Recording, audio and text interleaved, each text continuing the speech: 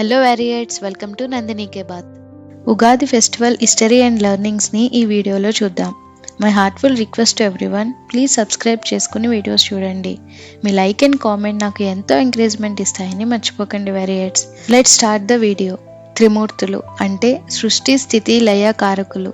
ఎవరు? బ్రహ్మ, విష్ణు, మహేశ్వరులు కదా.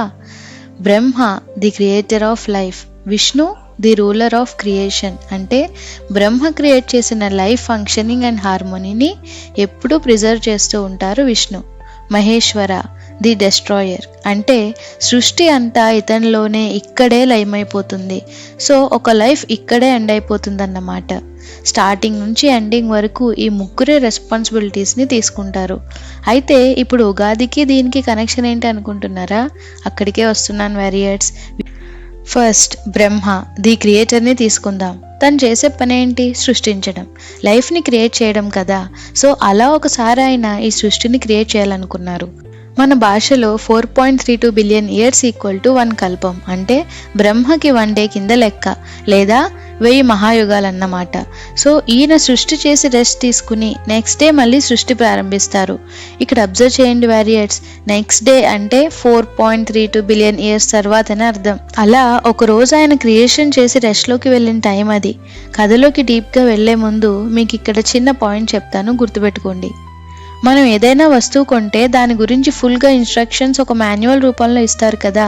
అలానే బ్రహ్మ ఈ సృష్టిని క్రియేట్ చేసేటప్పుడు భూలోకంలో ప్రజలు ఎలా బ్రతకాలి, ఎలాంటి వేలో నడవాలి, ఇలా ఎన్నో వివరిస్తూ వేదాల రూపంలో ఇచ్చారు. అలా దేవుళ్ళు ఈ వేదాలను ఋషులకు ధ్యానంలో ఇస్తే వాళ్ళు వారి శిష్యులకు బోధించడం ద్వారా ఆ విన్న నాలెడ్జ్ని రిటర్న్ ఫామ్లో 4 వేదాలుగా వ్యాస మహర్షి విభజించారు. సో ఈ వేదాలను బ్రహ్మదేవుడు సృష్టి చేసి రెస్ట్ తీసుకునే పీరియడ్లో సోమకాసురుడు అనే రాక్షసుడు దొంగలిస్తాడు. ఎందుకంటే వేదాలను ఫాలో అవుతూ ఎక్కడ భూలోకంలో ఉండే ప్రజలు ధర్మ మార్గంలో నడుస్తారో, ఎక్కడి రాక్షసుడి పాలన అక్కడ ఉండదో అని ఈవిల్ థాట్తో వేదాలను తీసుకుని సముద్ర గర్భంలోకి వెళ్ళిపోతాడు. ఈశ్వరుడు ప్రళయం తెచ్చి సృష్టిని ఎండ్ చేసేస్తారు. మళ్ళీ నెక్స్ట్ డే బ్రహ్మ సృష్టిని చేస్తారు. కానీ క్రియేషన్ చేయడానికి ఇప్పుడు ఆ వేదాలు మిస్ అయ్యాయి. మరి ఎలా? ఇప్పుడు ఎంటర్ అవుతారు విష్ణు. సృష్టిని కాపాడి ధర్మస్థాపన చేయడానికి మత్స్యావతారం ఎత్తారు. అధర్మమైన రాక్షసుడిని, అతని ఈవిల్ థాట్స్ని సంహరించి ధర్మమైన వేదాలను తిరిగి బ్రహ్మకు అప్పగిస్తారు. సో ఈ రోజే బ్రహ్మ తిరిగి ఆయన సృష్టిని క్రియేట్ చేయడం ప్రారంభిస్తారు. అందుకే ఈరోజు యుగా ప్లస్ ఆది అంటే ఉగాదిగా మారింది. The beginning of the creation started on this day అని చెప్పవచ్చు. బ్రహ్మకల్పం ప్రారంభమైన మొదటి ఉగాది ప్రభవ అని, మొదటి ఋతువు వసంతమని, మొదటి నెల చైత్రమని, మొదటి తిథి పాద్యమని, మొదటి వారం ఆదివారం. సో ఇలా ఉగాది స్టార్ట్ అయింది వారియర్స్. సో మనం తెలుగు వాళ్ళం కాబట్టి చాంద్రమానాన్ని అనుసరిస్తూ చైత్రమాసంలో శుక్లపక్షంలో సూర్యోదయానికి ఉన్న పాడ్యమి తిథిన ఉగాదిని సెలబ్రేట్ చేసుకుంటాం.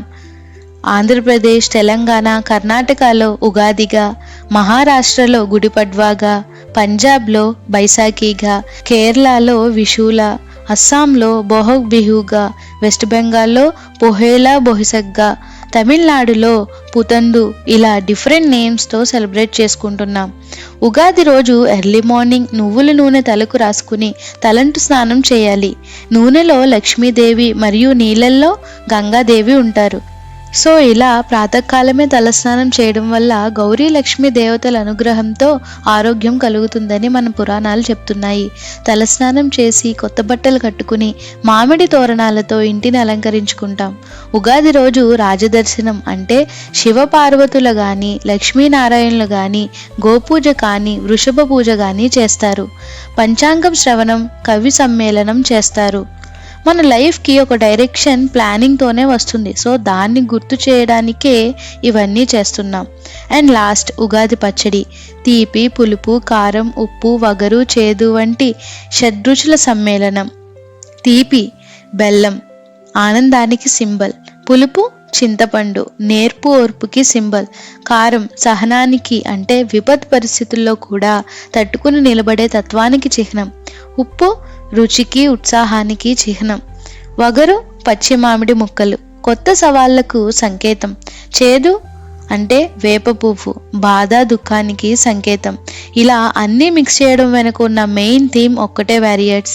మన ఈ న్యూ ఇయర్లో ఎదురయ్యే మంచి చెడులను, కష్ట సుఖాలను ఈక్వల్ ప్రపోర్షన్స్తో యాక్సెప్ట్ చేస్తూ ఆ ఎక్స్పీరియన్సెస్ నుంచి లెర్నింగ్స్ తీసుకోవడమే ఉగాది పరమార్థం. Life is not about choosing flavours but accepting every taste with a smile. So మీరు కూడా ఉగాది పచ్చడినే కాదు, ఉగాది నుంచి లెర్నింగ్స్ కూడా తీసుకోవాలని మనస్ఫూర్తిగా కోరుకుంటూ మీకు, మీ కుటుంబ సభ్యులకు ఉగాది పండుగ శుభాకాంక్షలు వారియర్స్.